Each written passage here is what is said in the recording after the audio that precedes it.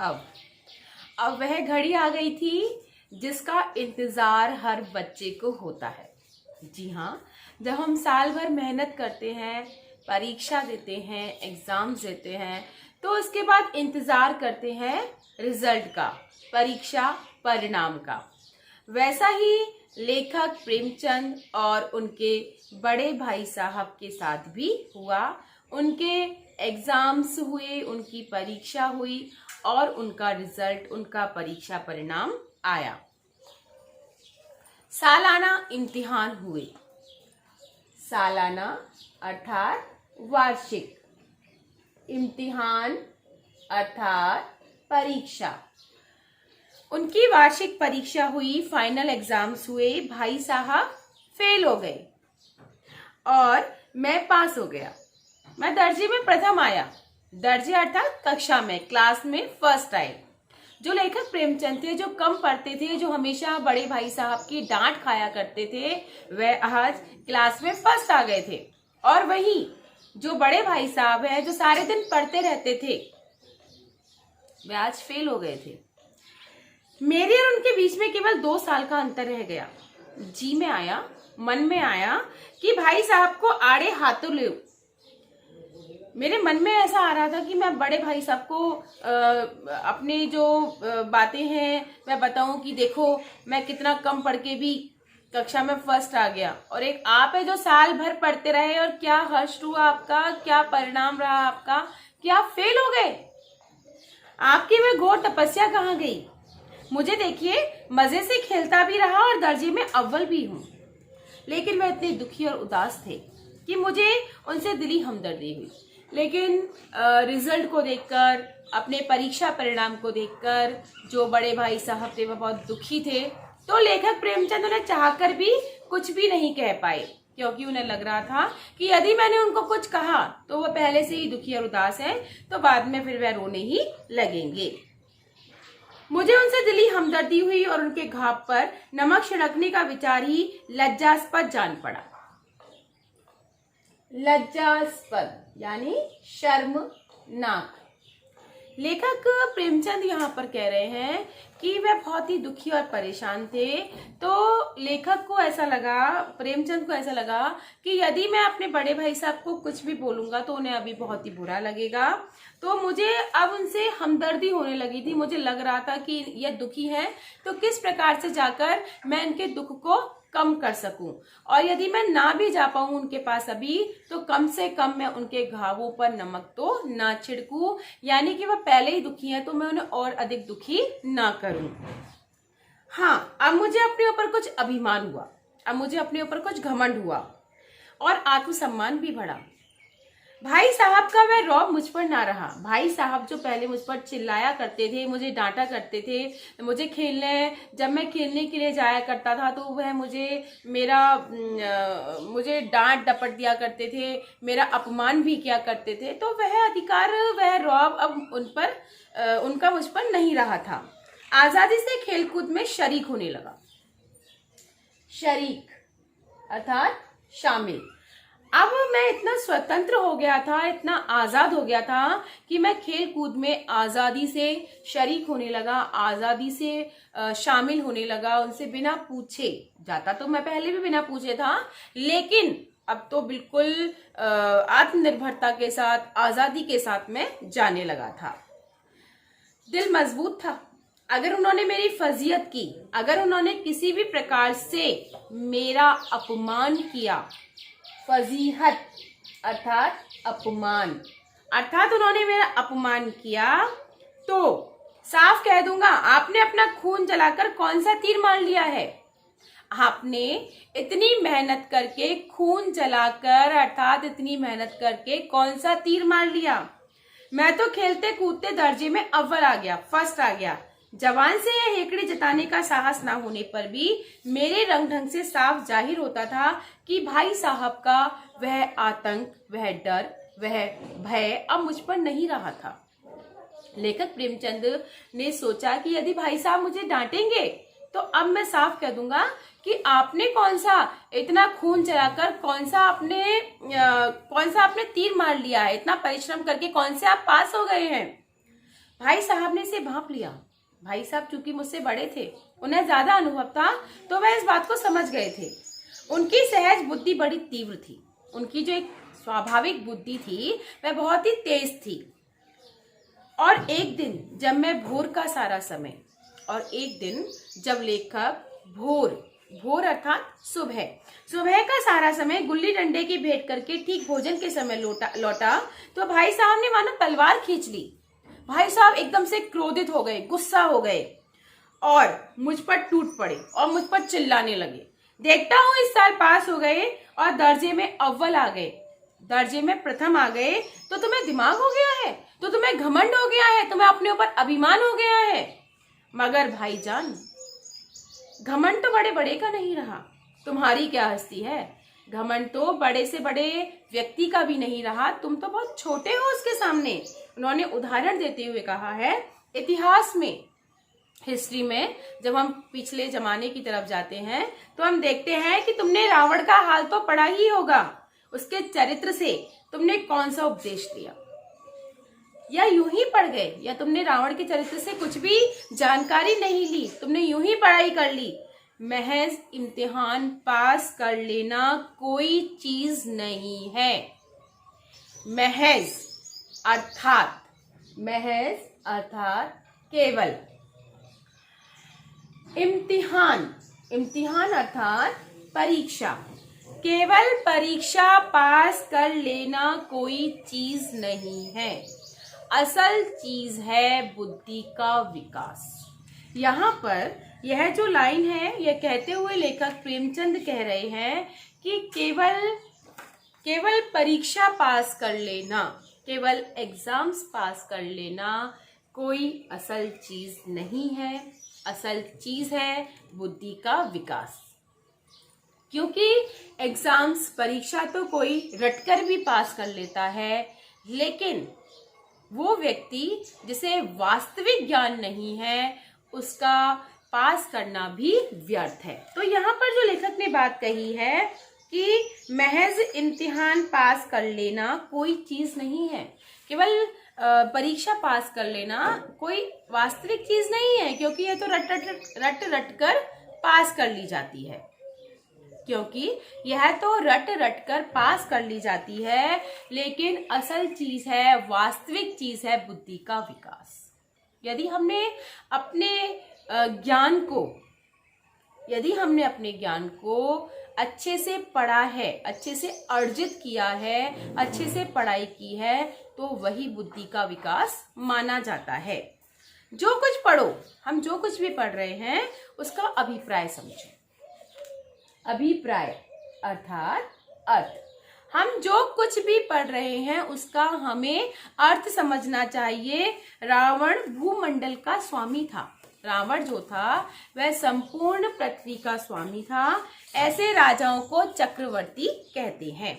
आजकल अंग्रेजों के राज्य का विस्तार बहुत बड़ा हुआ है, पर इन्हें चक्रवर्ती नहीं कह सकते।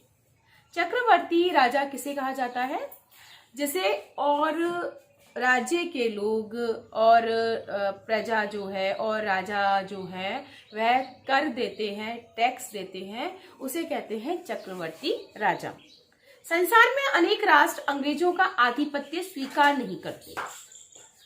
आधिपत्य अर्थात साम्राज्य। संसार में जो अनेक राष्ट्र हैं वे अंग्रेजों के साम्राज्य को स्वीकार नहीं करते, बिल्कुल स्वाधीन है, वह स्वतंत्र है। रावण चक्रवर्ती राजा था। संसार के सभी मही अर्थात राजा, संसार के जो सारे राजा थे उसे कर देते थे, टैक्स देते थे। बड़े बड़े देवता उसकी गुलामी करते थे। आग और पानी के देवता भी उसके दास थे। मगर उसका अंत क्या हुआ? घमंड ने उसका नाम निशान तक मिटा दिया। वह व्यक्ति जिसे कोई मार नहीं सकता था, लेकिन वह इतना अभिमानी हो गया था, इतना घमंडी हो गया था, इतना मद में चूर हो गया था कि अंत में उसको मरना ही पड़ा। कोई उसे चुल्लू पानी देने वाला तक नहीं था। आदमी और जो कुकर्म चाहे करे, कुकर्म अर्थात बुरे कार्य, आदमी चाहे जो बुरे कार्य करे पर अभिमान ना करे, पर कभी भी घमंड ना करे, ना इतराए। अभिमान किया और दीन दुनिया दोनों से गया। जिस भी व्यक्ति ने अभिमान किया, घमंड किया, वह किसी का भी सगा नहीं होता, किसी की जिंदगी में महत्व नहीं रखता, वह दीन और दुनिया दोनों से चला जाता है। शैतान का हाल भी पड़ा ही होगा। उसे यह अभिमान हुआ था, उसे यह घमंड हुआ था कि ईश्वर का उससे बढ़कर सच्चा भक्त कोई है ही नहीं। अंत में यह हुआ कि स्वर्ग से नरक में ढकेल दिया गया। यहाँ पर लेखक प्रेमचंद ने एक और उदाहरण दिया है। उन्होंने कहा है कि शैतान जो था वह ईश्वर का उससे बढ़कर सच्चा कोई भक्त था ही नहीं, लेकिन अंत में उसे स्वर्ग से नरक में धकेल दिया गया था। शाहिरूम ने भी एक बार अहंकार किया था, भीख मांग मांग कर मर गया। तुमने तो अभी केवल एक दर्जा पास किया है, एक क्लास पास की है, एक कक्षा पास की है, और अभी से तुम्हारा सिर फिर गया है और अभी से तुम्हें घमंड हो गया है। तब तो तुम आगे पढ़ चुके। अगर तुम्हें इतना घमंड हो गया है कि तुम एक ही बार में पास हो गए या मुझसे आगे निकल गए हो, तो तुम अब आगे की पढ़ाई नहीं कर सकते। क्यों? क्योंकि तुम घमंडी हो गए हो। यह समझ लो कि तुम अपनी मेहनत से नहीं पास हुए, अंधे के हाथ बटेर लग गई है। जी हाँ, अंधे के हाथ बटेर लगना अर्थात अयोग्य व्यक्ति को योग्य वस्तु प्राप्त हो जाना। कि कोई व्यक्ति जो अयोग्य है, जिसे वह वस्तु नहीं मिलनी थी और गलती से वह वस्तु मिल गई, इसे कहते हैं अंधे के हाथ बटेर लगना। तो वही तुम्हारे साथ हुआ है कि तुम इस कक्षा में जो तुम दर्जे में जो अव्वल आए हो, तुम इसके लायक नहीं थे, इसके योग्य नहीं थे। और यदि ऐसा हो गया है तो बटेर केवल एक बार हाथ लग सकती है। कोई वस्तु एक बार ही हाथ लग सकती है, बार बार नहीं लग सकती। तुम ये विचार मत करना, ये मत सोचना कि तुम एक बार दर्जे में अव्वल आ गए हो तो तुम हर बार अव्वल आते रहोगे। कभी कभी गुल्ली डंडे में भी अंधा चोट निशाना पड़ जाता है। कभी कभी जब हम खेल खेलते हैं तो उसमें भी गलती से जीत जाते हैं। इससे कोई सफल खिलाड़ी नहीं हो सकता, लेकिन इसका मतलब यह नहीं है कि तुम सफल खिलाड़ी बन गए हो।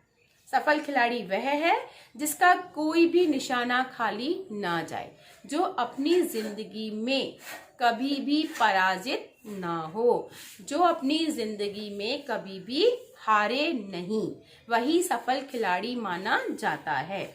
अगर तुम आगे भी लगातार दर्जे में अव्वल आते रहे तो तुम सफल खिलाड़ी माने जाओगे। मेरे फेल होने पर मत जाओ, मेरे दर्जे में आओगे तो दांतों पसीना आ जाएगा। यहाँ पर फिर एक मुहावरे का प्रयोग हुआ है, दांतों पसीना आना, अर्थात बहुत परिश्रम करना। तो यहाँ पर बड़े भाई साहब कह रहे हैं कि जब तुम मेरी क्लास में आओगे तो तुम्हें दांतों पसीना आ जाएगा, अर्थात तुम्हें बहुत परिश्रम की आवश्यकता होगी।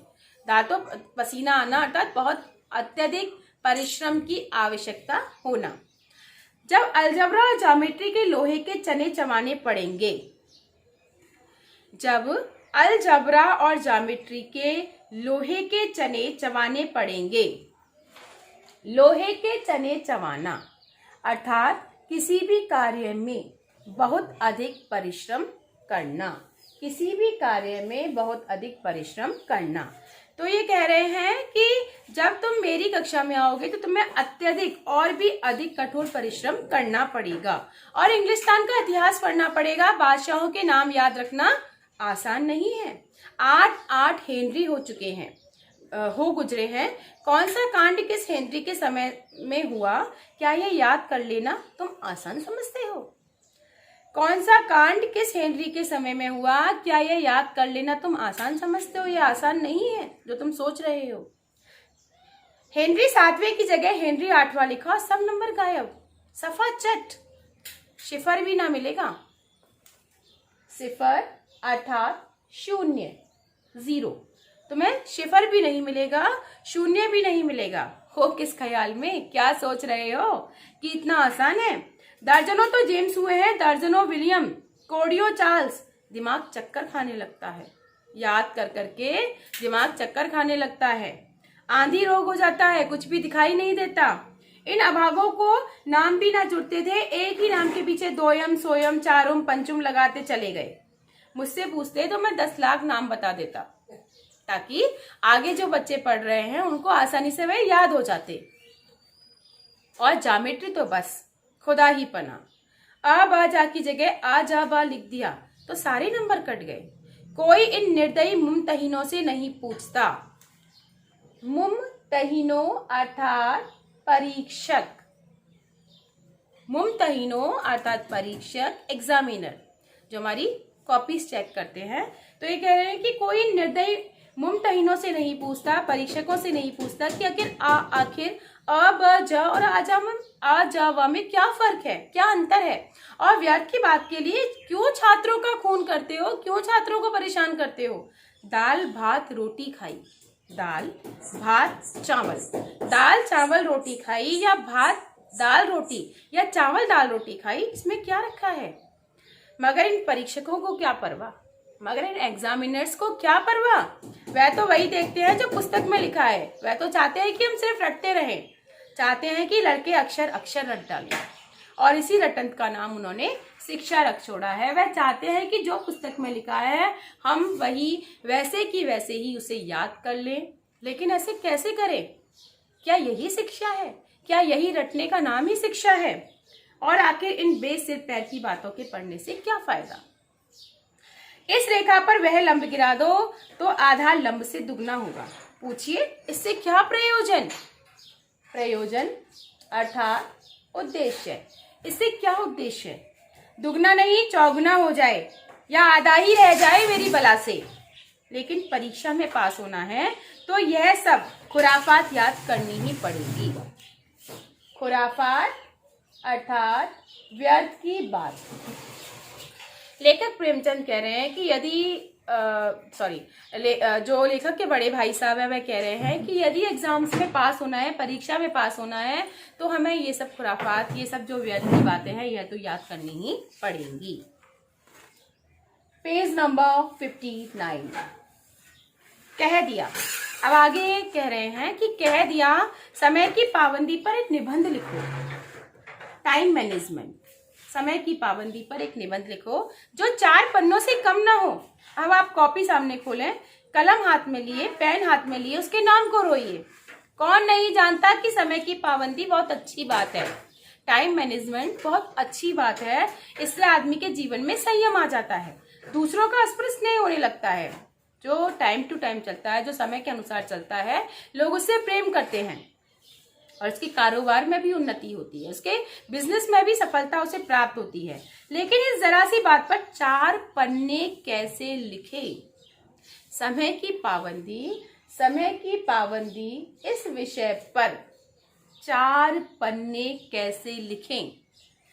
जो बात एक वाक्य में कही जा सके उसे 4 पन्नों में लिखने की क्या आवश्यकता।